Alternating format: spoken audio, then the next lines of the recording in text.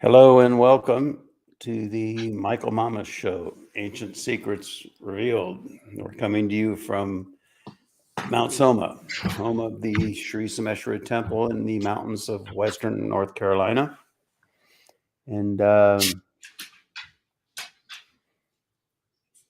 before we get started today, it's a pretty interesting podcast. I think the subject is, at least to me, it's quite fascinating.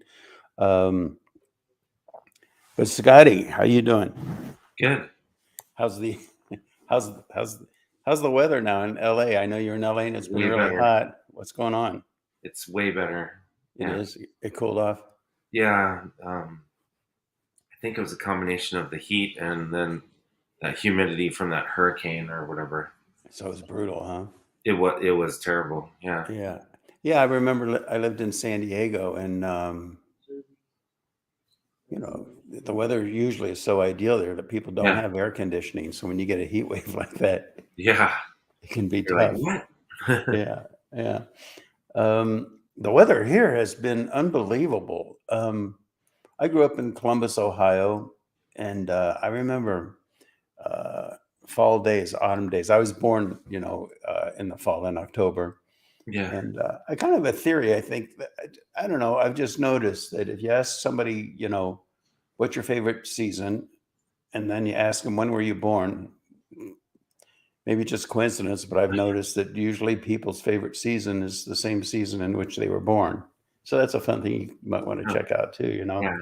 But I remember autumn days in Ohio in October. I remember coming home from school when I was a little kid, and it was just so beautiful. I remember it was on my birthday actually, and I remember getting out of the car. We had a carpool, getting out of the car, coming up the driveway and before I went inside the house, I remember I looked up and the sky just seemed so blue. And I put my hands up in the air and just kind of felt the sky. And I remember I spun around, slowly turned around 360 degrees, just a little kid. And that's how it's felt here the past, I don't know, week or so. It's just been gorgeous. Nice. Um, when were you born, Scotty? What month? December. And what's your favorite time of year? Um, I like, well, it's all changed too because I love snowboarding. So it's definitely this time, that time of year Oh, because, huh. Yeah. Oh, that's interesting. I like cooler weather too. Yeah. Yeah. I know when my daughters was born in December, and I remember when she said her favorite time of year was winter. And Yeah. and for me at the time, because for me at the time, winter was about plowing snow and getting the kids to school on time. Yeah. But I actually appreciate it more now that the kids are grown up, and I don't have to be too worried about getting them to school, and getting them out in Yeah. the car first thing in the morning. Anyway, today's an interesting topic for you. And how to start with it. I know that I lived in San Diego and then moved to Asheville, back in the 90s. And I remember when I first moved to Asheville, uh, it had a rather, kind of a pristine feeling to it, in the mountains and all like that. And, but it's changed. And that was in the 90s. And then I think maybe I was there for maybe 10 years or something, and then moved out here outside of Waynesville. And I remember that I picked my kids up from school. They were going to school in Nashville, and we didn't transfer them when I moved out here. So I pick them up from school in Asheville, and I drive them back. And I remember them saying, just as little kids, elementary school, as soon as we got off the freeway or whatever and started getting close to Mount Soma, I remember them saying, "Oh, we're so glad we live out here. It feels so good." And I didn't think a lot of it. I mean, I agreed with them. It's nice to be out in the country like that. Uh, but as the years progress, Asheville has changed.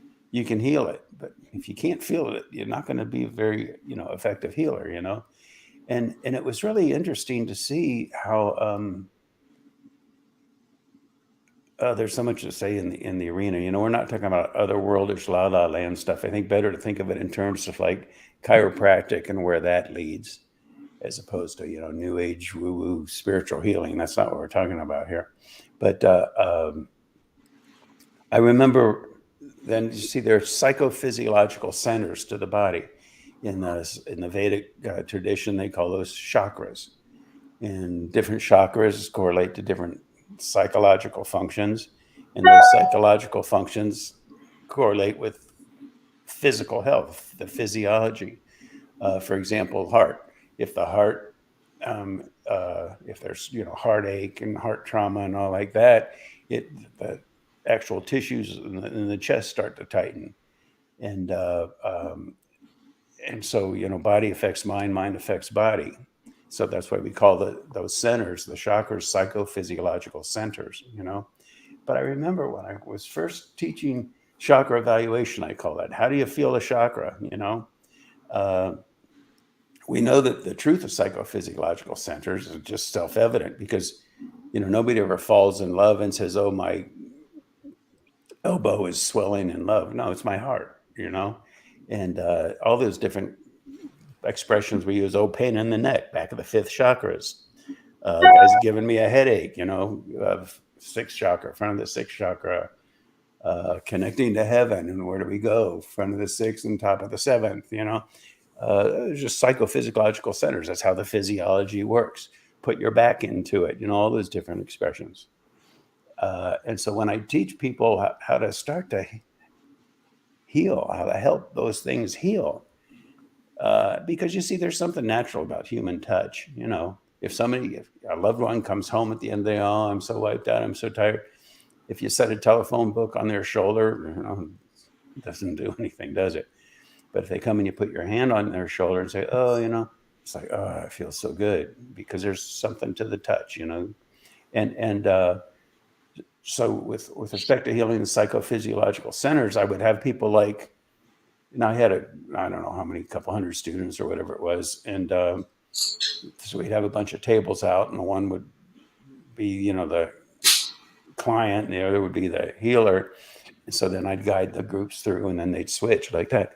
And I remember I'd maybe have them put their hand on the heart chakra and I'd say to the group, I'd say, okay, what do you feel?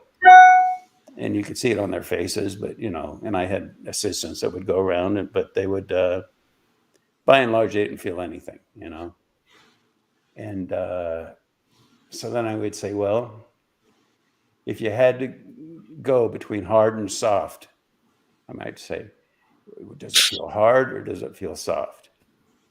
And some people say hard, some people say soft, depending on who was on the table, And then I would say, so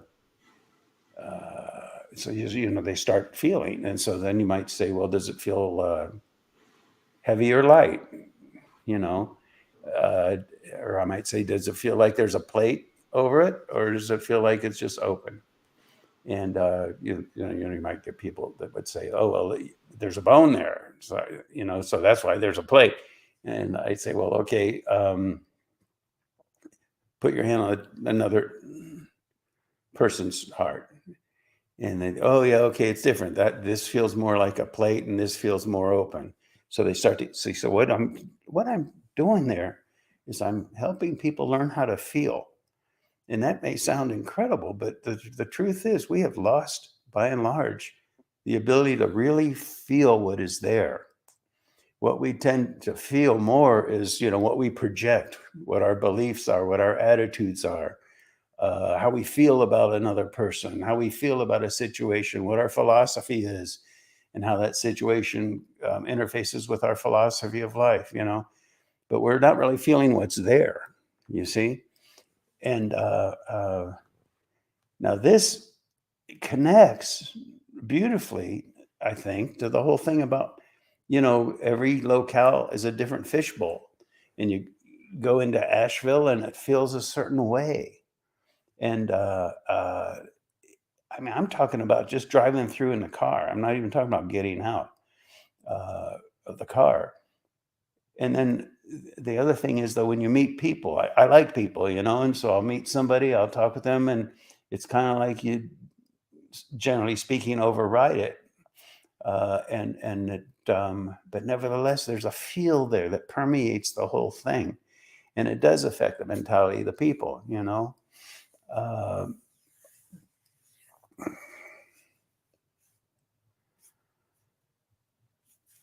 And so now what we're talking about here, you see, is group consciousness. I've talked about group consciousness in the fact, then in the past, and you know, yeah, clean the fishbowl, and it involves the health of all the people, so the group consciousness improves. But now what we're trying to talk about is learning how to feel the group consciousness. And I remember when I was in the monastery in the ashram, my teacher would he used to send us, you know, all around the world. I was always moving, you know. I spent time in, you know, of course, India and Cyprus and Switzerland and Philippines and, you know, all the places he sent us. And I remember at the time, we all thought that he was sending us around to heal the world. And really, I think it was much, much later, looking back, that I realized he was sending us around to heal us, you know. Because why? Because you go into this environment and you feel it, and then you go into another and you feel it, and you start to get a kind of like a context, just like, you know, feel this heart chakra. I can't tell, but then feel that one, and then feel this one, and you start to get a sense for it, and like that, you start to get a sense for the nature of group consciousnesses, and then you start to see things and perceive things, not because what you're projecting onto it, but because you're starting to feel what's actually there. You see? Uh, and now this leads, and all this stuff is interconnected, though, you know, perhaps in the beginning it may not seem like it, but this whole thing with Queen Elizabeth. Well, let me back up before you get to Queen Elizabeth. I had, it seems like things just all come together, you know, but recently I met some people at Mount Soma. They were from India, and but I was so moved by them. I mean, they had a real impact on me, you know.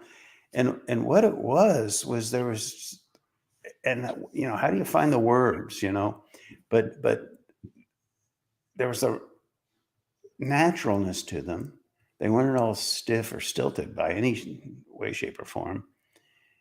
But at the same time, they were very dignified, very refined, very heartfelt, very living from the heart.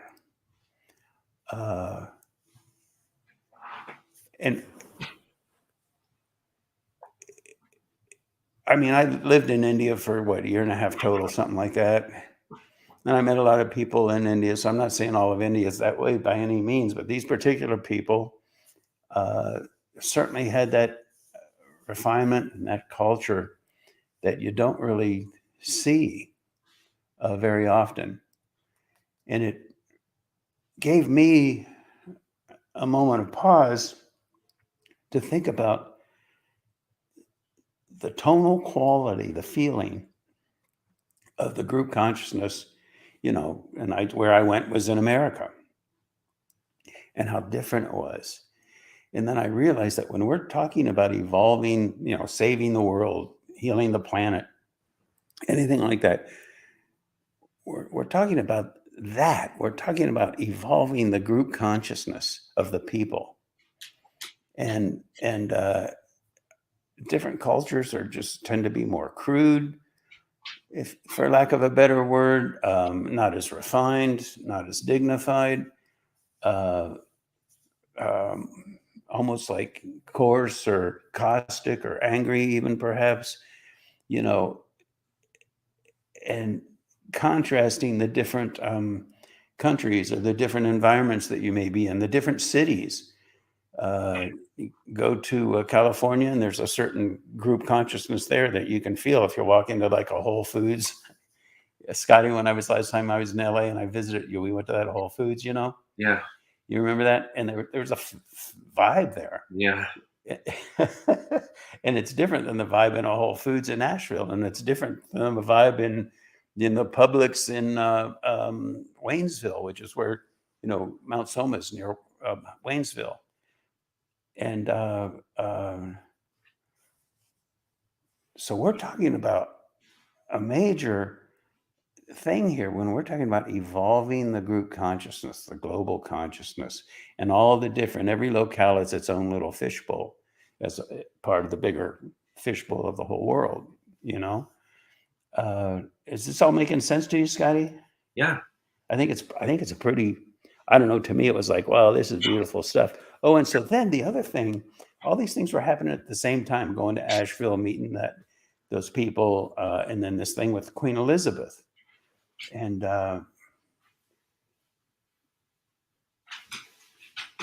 the one hand, we can, and some people do, it's like, oh, Queen Elizabeth, the British, were so mean to all the different colonies and the horrible things they did. And we could get into that in India and Africa and all sorts of places.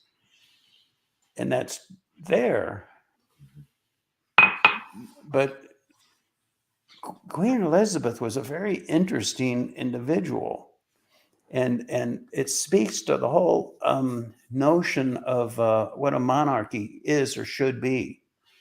Just like, well, I've heard the analogy that, did I talk about this in a podcast already, Scotty? Where the monarchy is to England what the Constitution is to the United States. Did I talk about that, Scott? Do you remember? I think you might have mentioned something about it. Yeah. Well, see, in this context, what we're talking about here is that one thing that, I don't know her personal politics because she didn't talk about it, which is one of the things that made her great, I think. What she did was the way she presented herself to the world was apolitical. She wasn't political. She just held to the highest values that she could of dignity, nobility, honor, like that. And, we can get into our stuff over that. And, well, what about what she did to Megan? And was that right? And what about this? And blah, blah, blah. But nevertheless, she did hold herself a particular way. And she's really honored for that. And she would meet diplomats and presidents and people, leaders from all over the world. And just that dignity, just that grace, just that not getting into the politics of the thing, but just how she held herself, kind of like the way those people who visited Mount Soma the other day impacted me. And then there was another one just the other day, same thing. And it was like, wow, there it is again, another person. Scotty? One of the things I heard too, though, is that she was like extremely well informed. So she knew everything that was going on. Like she had, all the briefings or like every morning with them. Yet she didn't like stick her nose in it. It's a great point. See, Yeah. it's how she held it all, and it's what she represented, and it was how she influenced these different nations without getting into all that nitty gritty that she was informed of every morning, and so it's just a certain way. I wouldn't even call it charm. It's more than that. A certain dignity, a certain nobility. And what are we talking about there? We're talking about an embodiment of the highest values of a culture, regardless of what she thought, behind the scenes. And I only say that for those of you that are probably hearing this and saying, oh, yeah, well, they did this, they did that. Yeah. How people, I heard an expression recently, that we've all heard before, but it impacted me in the same context, polite society. Whatever happened to our polite society, And so there's a certain value there that's upheld. And what it does is it upholds the cultural integrity, the group consciousness. It starts to enliven the higher values of that. And there's been a lot in the world today that's eroded that away. Yeah. In the past, and I've noticed this, just thinking about this minute, when I was in Florida, I was a veterinarian in Florida. And so a lot of people who came to Florida were like from up north, and so their real home, they'd come just have two homes, you know. Their real home was in their little community up north. And then they come down to Florida just to get away from the cold winters, you know.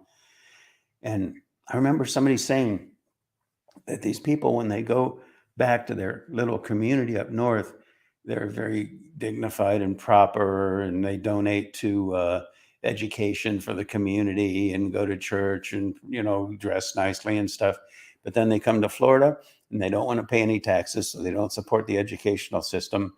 So it's hard on the schools, and they're just not, they tend not to be as polite and dignified as they are when they go back home, you know? And so the point there is then that we what's happened with so much migration and so much movement and people having multiple homes and only one is really considered their real home, you know, and uh, then what happens too is with the internet, with television, you know, all these different communities and stuff are just starting to get blurred, and the integrity of each individual community, you know, starts to get degraded. And what starts to take over then is what's, you know, what's called the lowest common denominator. And so that there's that. So to uphold the integrity of a culture in a mishmash like that, which for, you know, just that's what really Asheville has become, you know. Not many people are actually from Asheville, you know, originally. And this is just true all over the world. I don't mean to pick on Asheville, but it is an example of what's going on in the whole country by and large. And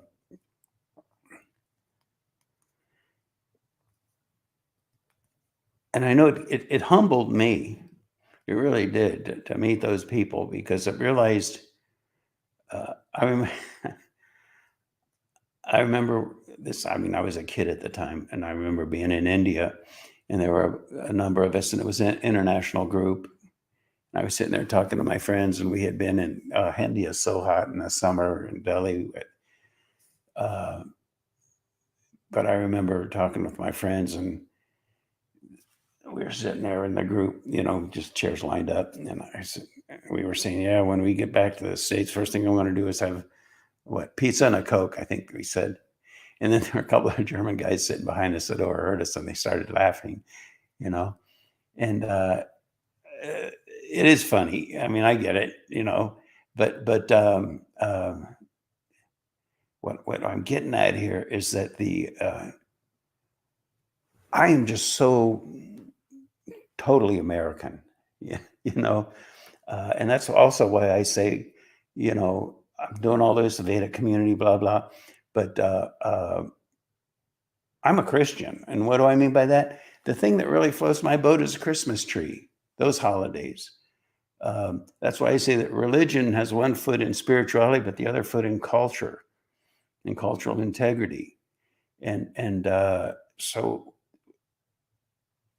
the trick here is, can we take a step back and look at our own fishbowl?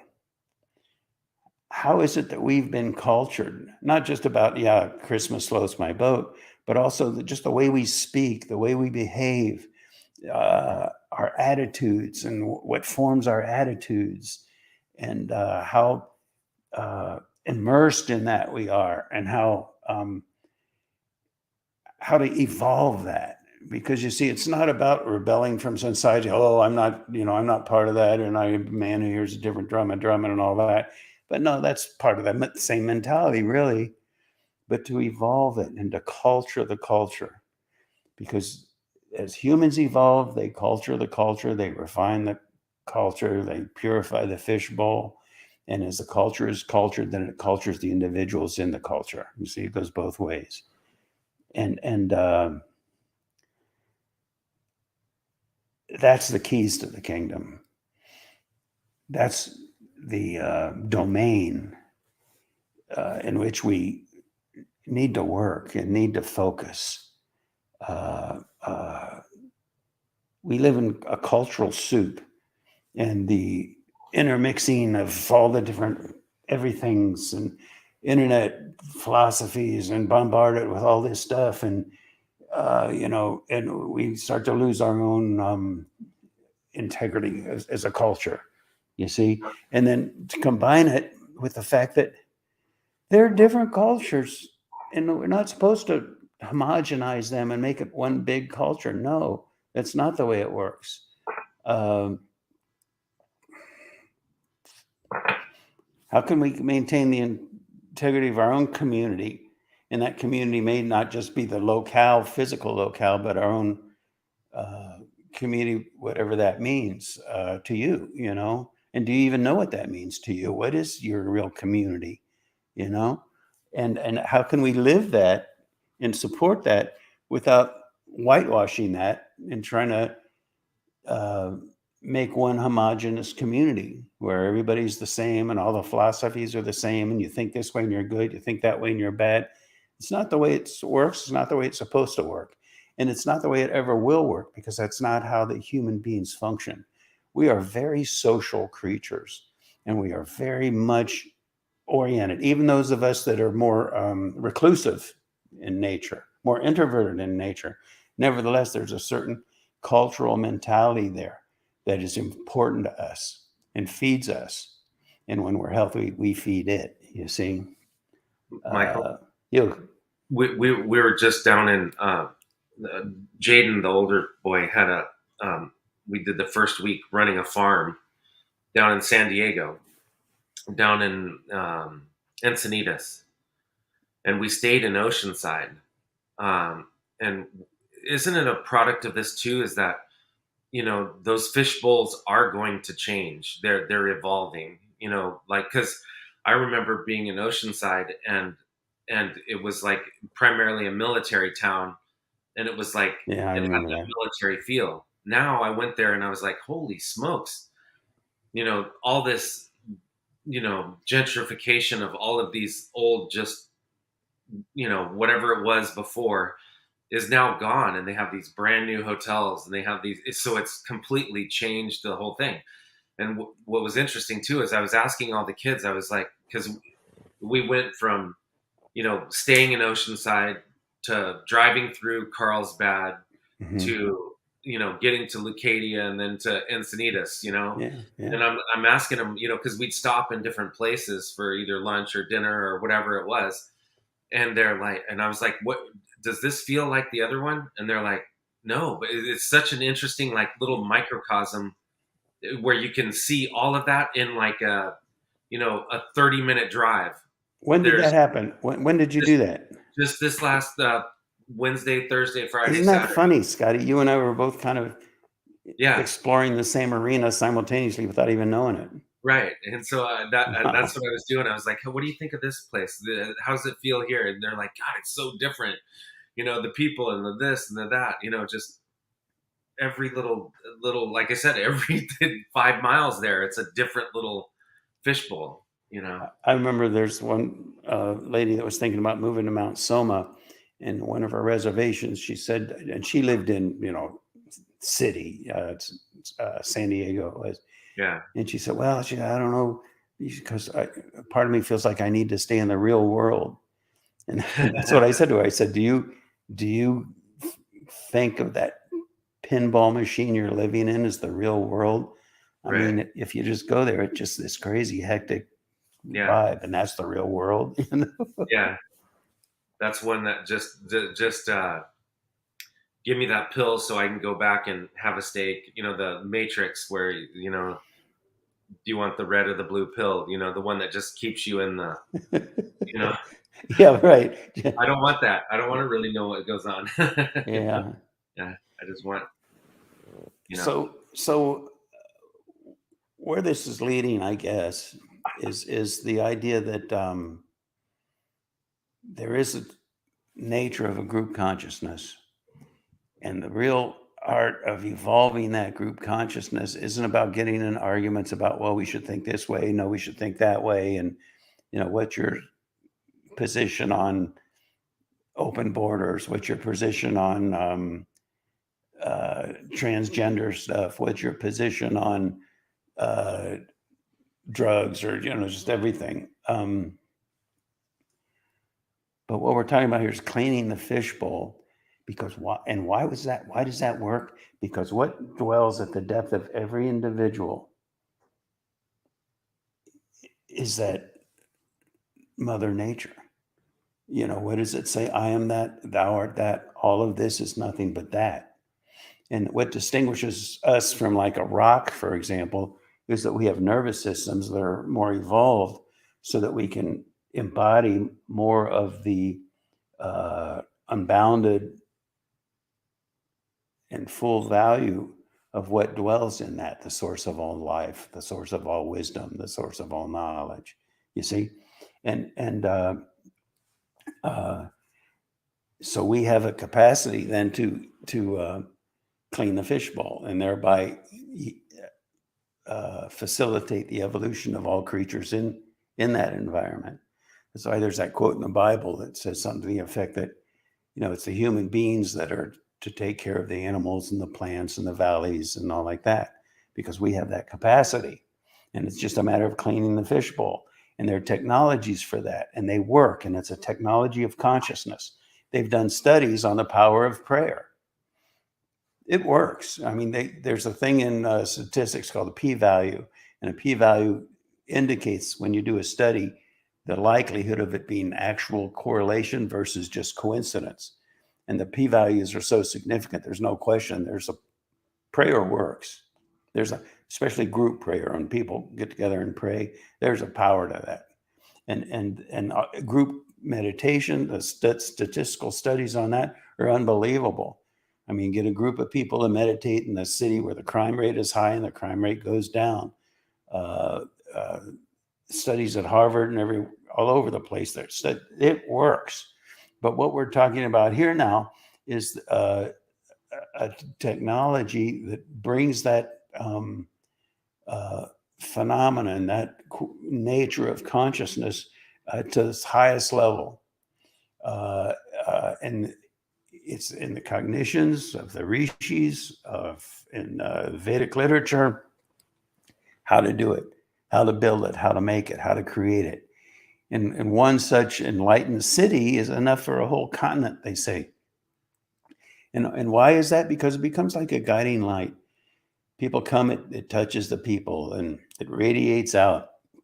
It affects the people in the community, affects the people in the area. And from there, it expands out. But the point is, it expands out in a natural manner. We're not talking about otherworldish woo-woo stuff here. We're talking about a very real thing, just like those people that I met and how they touched me, just because they were like, whoa, they were like the embodiment of what it really means to be high class. And of course, high class has connotations, doesn't it? But I'm talking about really, truly high class, and so that's what it's about here. And we're not talking about a simple little cookbook either. I mean, yeah, we can build Enlightened City, and yeah, we have the plans, and yeah, it's really a matter of money to just get the money to put it together and build it. But my point is the nature of how people change and how people think and how people function. That's not an easy thing to put your finger on, and it ultimately leads in the direction of what we call enlightenment. But enlightenment then again has these connotations that are ridiculous, but really to really become more and more enlightened is to start to be not just embody, but actually become the highest value, the highest level of paradox. And that's even, it's like, what does that even mean? But I just jotted it down. I said, to become enlightened, to become the highest level of paradox. Because what does that mean? It means that we see all that is for what it is, including the nature of existence, which by its very nature is paradoxical. And you start to live that. You embody it, not as a philosophy, not as an attitude, but it becomes a state of physiology where diametrically opposed, contradictory realities coexist, not because you tolerate them, but because you embody the totality of the nature of life, which is in its very essence paradoxical. I am that, thou art that, all of this is nothing but that. Okay, I am that and thou art that. Does that mean that I am you? Well, on some level, yeah, but then at the same time, I'm me and you're you and we're separate. It's a paradox. But that's just one example. It's an infinite continuum, a vast network of paradox. And very few people embody that. I mean, okay, fine, I get it. But then we latch onto a narrow little perspective and ramrod it. And I'm talking about a state where you see the absurdity in your statements even as you make them. But you're functioning in a manner that's in harmony with the ocean of existence, with all the waves churning in different directions at the same time, you see? So what we're talking about here is human evolution, and it's no simple thing. We're talking about something far more challenging than learning how to play a violin. You know, we're talking about the secret of life, the evolution of humanity. And it reaches far beyond, I think, what we generally conceive of as what constitutes right and what people will be like when the golden age comes. And it is coming. It is coming, and it's a big transition. And a lot of the churning that we feel is a result of that transformation process going on. So we have a lot to look forward to. And I know it's challenging for a lot of people these days, inflation, this and that, crime, on and on. Crazy thinking seems all over the place. But know that it's part of that purification process. And what's going to come out of that churning of the ocean of being is, you know, what they say in Vedic tradition is Amrit, nectar of immortality. Immortality meaning that place that is eternal and divine and dwells as the essence of every individual. You see, this isn't philosophy. There's a whole knowledge behind it. You see. All right. I guess that's all we can say for now. And anything else, Scotty? I was just thinking about, you know, you were talking about getting the feeling and things like that. We had some discussions over the weekend, you know, just a lot about, you know, our toolboxes and